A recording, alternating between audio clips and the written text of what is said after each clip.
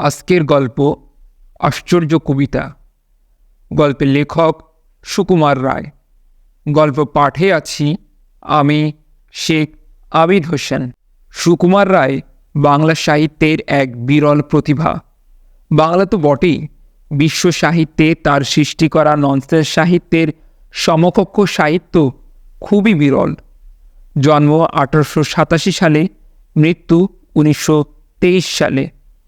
মাত্র 35 বছরের জীবনে তিনি সৃষ্টি করেছেন আবোল তাবোল, হযবরল, পাগলা দাশুর মতো অনন্য শিশু সাহিত্য। সম্পাদনা করেছেন শিশু সাহিত্য পত্রিকা সন্দেশের।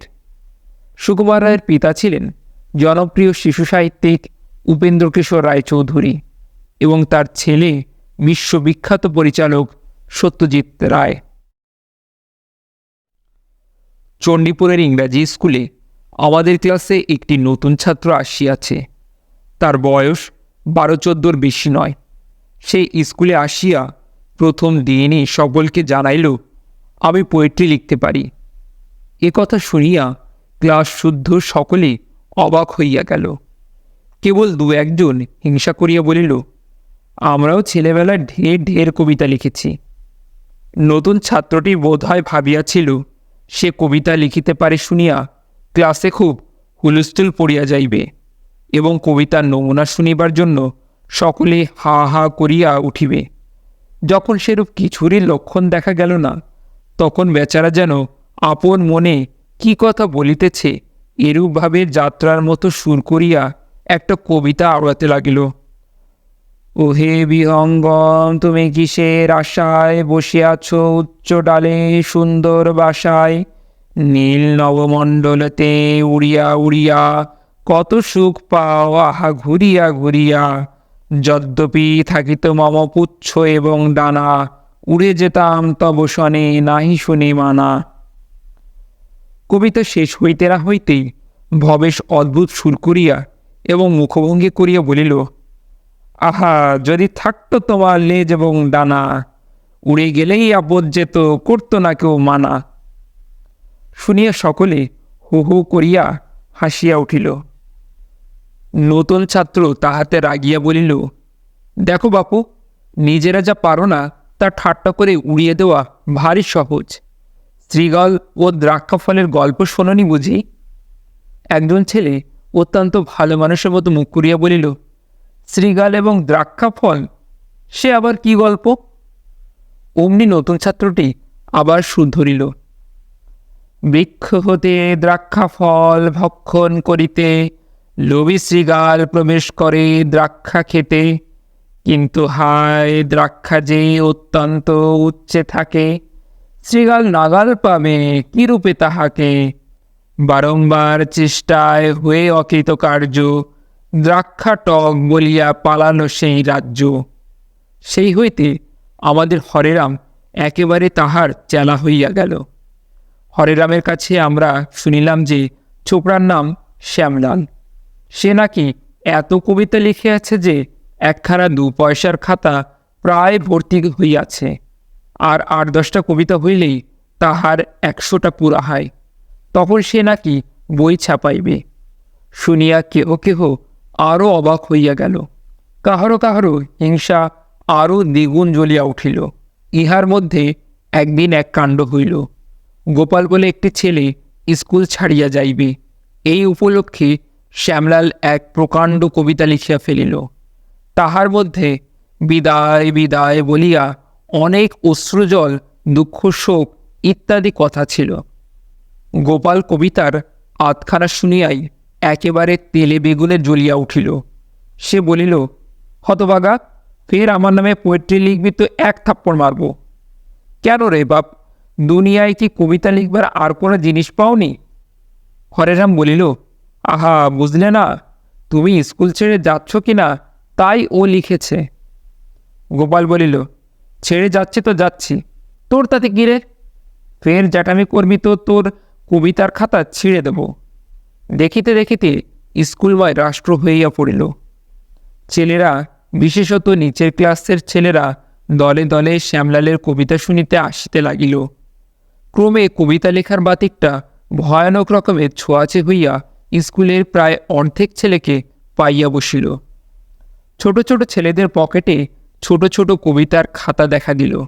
বড়দের মধ্যে কেহ কেহ শ্যামলালের চেয়ে ভালো কবিতা লিখিবার জন্য কোমর বাঁধিয়া লাগিয়া গেল।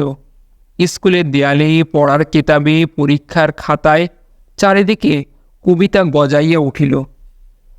পাড়েজির বৃদ্ধ ছাগল যেদিন শিং নাড়িয়া দড়ি ছিঁড়িয়া স্কুলের উঠানে দাপাদাপি করিয়াছিল আর শ্যামলালকে তাড়া করিয়া খানায় ফেলিয়াছিল, তাহার পরদিন ভারতবর্ষের বড় ম্যাপের উপর বড় বড় অক্ষরে লেখা বাহির হইল, পাড়েজির ছাগলের এক হাত দাড়ি, অপরূপ রূপ তার যাই বলি হারি, উঠানে দাপট করি নেচেছিল কাল, তারপর কি হইল জানে শ্যামলাল।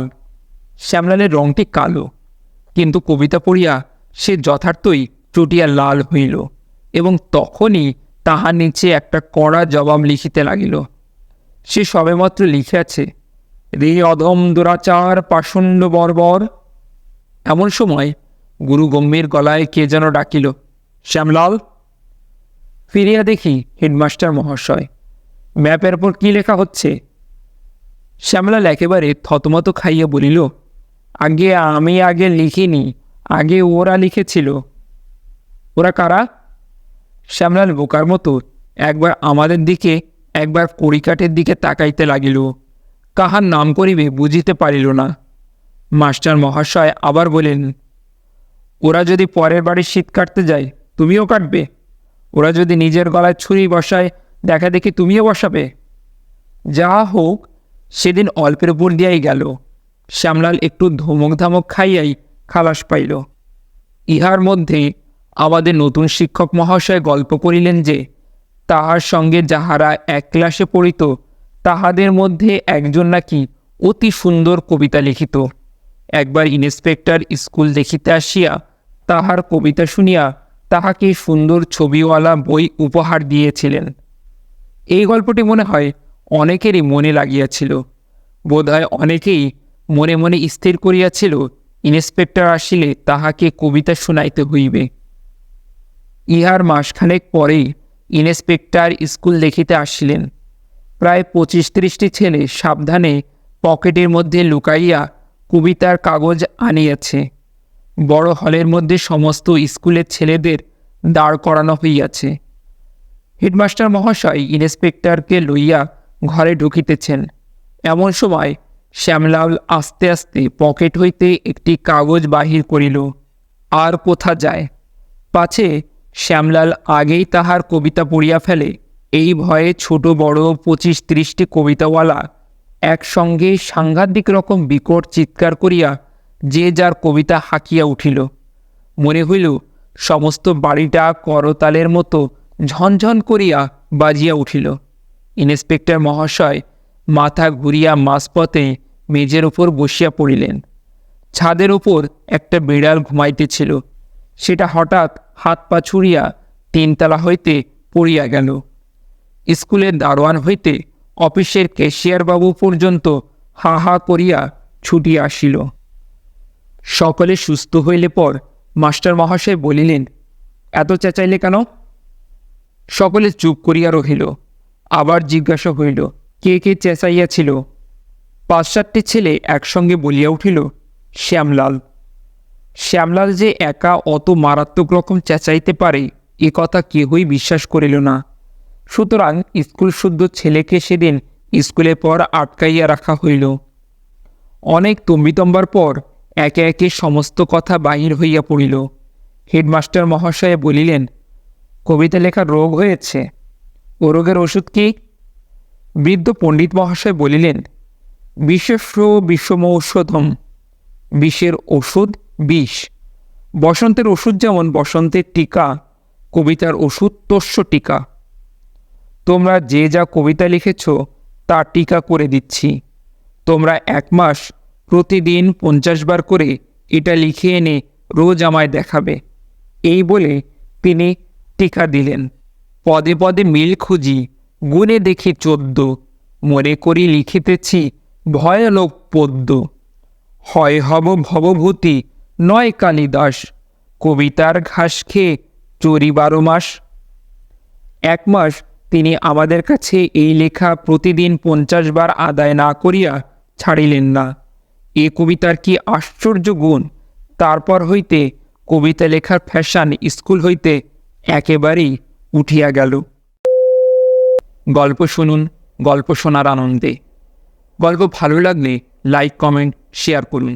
এই চ্যানেলের কন্টেন্টগুলো ভালো লাগলে এবং ভবিষ্যতে আরও কন্টেন্ট পেতে এই চ্যানেলটিকে সাবস্ক্রাইব করুন।